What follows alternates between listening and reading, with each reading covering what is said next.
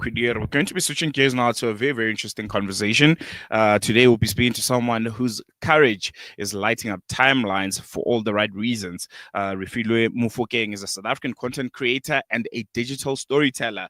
But more than that, I think she's an example of a voice for justice, for truth, and for Palestine. Recently, she turned down a paid collaboration with a major brand that's, let's say, is complicit in Israel's genocide of the people of Palestine. And in a world where influence is monetized and silence often rewarded, her refusal to take the bag is more than a personal decision. It's a political act. And we'll be talking about that, about young Black South Africans and how we were responding to this genocide, and using social media as a battleground. And most importantly, why Palestine must remain on our feet, in our minds, and in our hearts. Refiloe, welcome to Salam Media. Really appreciate you giving us your time this morning, and welcome. Hi, Silailo, and hello to everyone listening. Thank you for having me.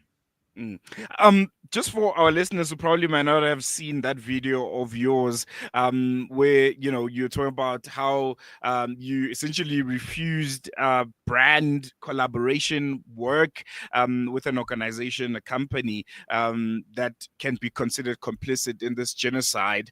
Can you give a bit background on that, reflect on that, take us through that decision and what was at stake at that moment? Yeah, of course. So I got contacted by this brand to do this collaboration. And I mentioned in the reel that I posted on Instagram that this was the most money I had ever been offered as a content creator, the most money that would have ever entered my bank account to date.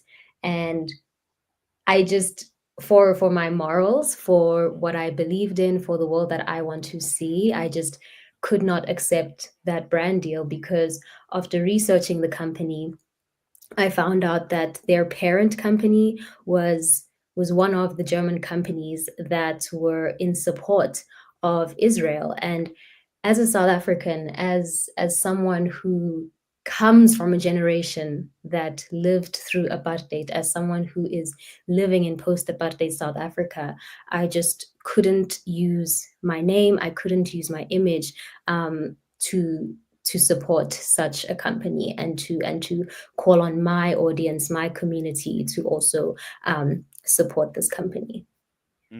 And I think your story was very, very interesting for me because there's often, at least from my point of view, a disconnect between youth activism in South Africa and global struggles. Why do you think many young Black South Africans in particular still don't connect deeply with the Palestinian cause, even though our histories are so intertwined, even though Palestinians in a lot of ways see themselves in South Africans, and our government has even went as far as taking Israel to the ICJ, a step that no other country, no other government has undertaken before. But to young Black South Africans, why is the message not landing and the passion is not as much as you'd want it to be? Mm.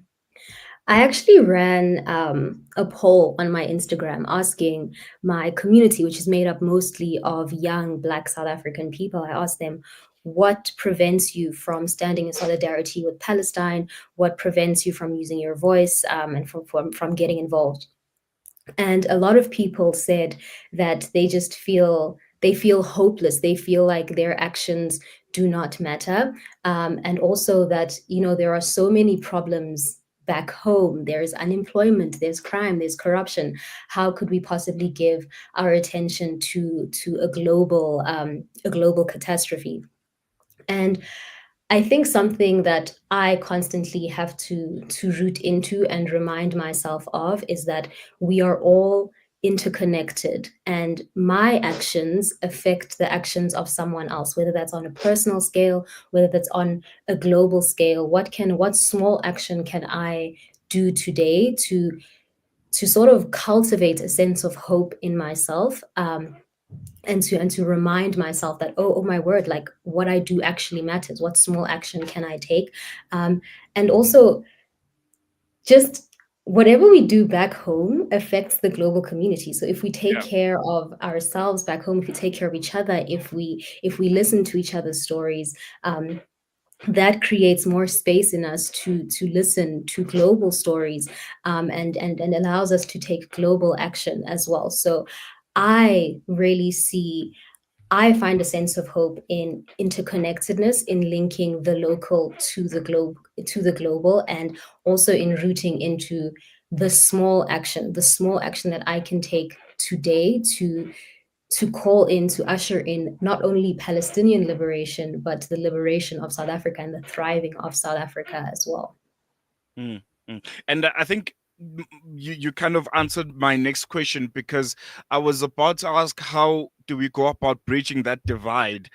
For me, the one thing that I've always tried to do is to always draw parallels, especially between South Africa and Palestine. One to note is 1948. You know, two significant events occurred. Here in South Africa, it was the formalization of apartheid, and the establishment of the apartheid state as we would know it until 1994. And in Palestine, it was the establishment of the state of Israel, alongside the Nakba, that great displacement of Palestinians. Is that something we should maybe try and do more often, so that young Black South Africans understand the interconnectedness of our struggle to the struggle of Palestinians? Yes, yes. I think a big part of this, a big part of drawing parallels is education. I think education is just such a big part of how people understand things and how they embody things. And even in saying that what is happening in Palestine today is apartheid, that is a clear linkage between what happened in South Africa and what we're still feeling the effects of. So education, big part of this, content creators as well, people with social platforms. We have the audience sizes, we have these platforms to be having these conversations, to be sparking curiosity in people. And so I think that we do have some sort of duty of care, duty of responsibility, a duty of love, to use our platforms for educational purposes, and to use our platforms to amplify the people who are doing this work, the people who do call in Palestinian voices, the activists involved as well, to just use our platforms to amplify their voices. Mm. Talking about platforms, you're a content creator. You live on social media. Just as a person that has made their stance clear on where they stand on this genocide, I think it's still polarized for some reason, which I don't understand. But how, since October the 7th, how different has social media been for you as a creator that has made their stance clear, a creator that has stood on the right side of history? I'm sure it's been a different world. Yeah, it's been a very jarring world, because on the one hand, there have been people who have been very vocal from since October 7th, very vocal about where they stand, very vocal about the genocide that's been committed. And then, you scroll down, and then next thing you're seeing a, a reel about like get ready with me, or a clothing haul, or just someone living their lives, and it just feels like there's two different worlds at play, and it that can be very like jarring, that for people to take in. Like at one point we're like live streaming a genocide, and then somewhere else along the timeline everything is happening, as per usual, as if nothing else is happening in the world. And so yeah, it's been very hard for me to keep my voice. But again, it's just been a process of like, this work matters, we must speak out at every point that we can. And people have also been very creative about it, content creators who, perhaps their channel is focused on gardening. They've started talking about the ways that, the genocide is affecting food sovereignty. And so people have just been finding ways to weave in the Palestinian struggle into their content, into the work that they create. And that's something that I'm trying to do as well. Where how would it be most impactful for me to amplify the Palestinian struggle? How can I use my platform for that? Mm. Mm. Um, I, I always like asking, creators this question, especially, when it comes to social media. Um, we've often seen, hashtag activism, if I can put it that way. Um, what for you separates performative Palestine solidarity from meaningful action? You mentioned about how people are now curating their content towards being, connecting it to Palestine. um but with that also comes performative activism. People that will do it for the shares and for the likes. How do we distinguish between those two, and how do young creators also not fall into that trap? Hmm. I think it matters what the content creator is doing outside of creating the reel, of creating content. It matters whether they have they're using their links, they are linking out to Palestinian solidarity organizations, to grassroots movements in Gaza. I think that matters, because we now have, like, we can link out of Instagram and go somewhere else. So where are you redirecting people? What is the next step? What are you calling them towards? It also matters, like, how is this affecting you in your personal life? When you leave Instagram, when you leave TikTok, what is happening? What has changed in your life? Are you attending protests? Are you attending educational sit-ins? Where is your money going? Are you boycotting? Are you Mm, divesting? And are you encouraging your real life community to do those things as well? So there must always be, again, speaking about parallels, there must always be, whatever you're doing online, you must carry that out into the real world as well. mm, mm. And just lastly, before I let you go, Refile, do you think, and this is just my point of view, I'm purging, do you think how young Black South Africans have responded to this genocide almost reflects what we're seeing here at home, where people feel like they don't have a voice, people feel like they don't have power to make any kind of meaningful change? Someone would even tell you, okay, I boycott Coca-Cola, but 10 more people are going to buy it. Does my vote make a difference? We always hear that one. Do you think it's reflective of the status quo of young Black people and how we react and interact with the current affairs of our country?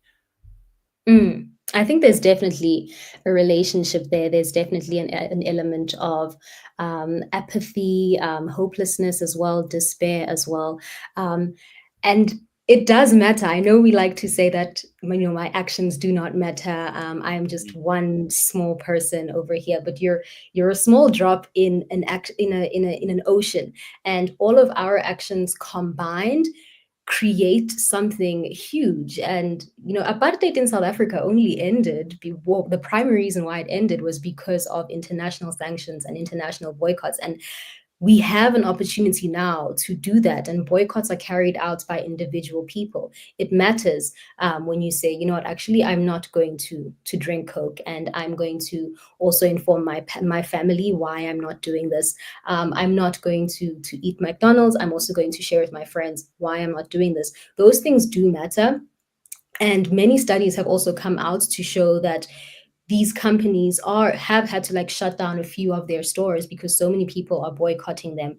Mm, And so I think boycotting is one of the strongest things that we can do. And even in those moments of, like, hopelessness, of thinking that these things do not matter, can you channel your energy towards boycotting? And can you get your friends, your community involved in those actions as well?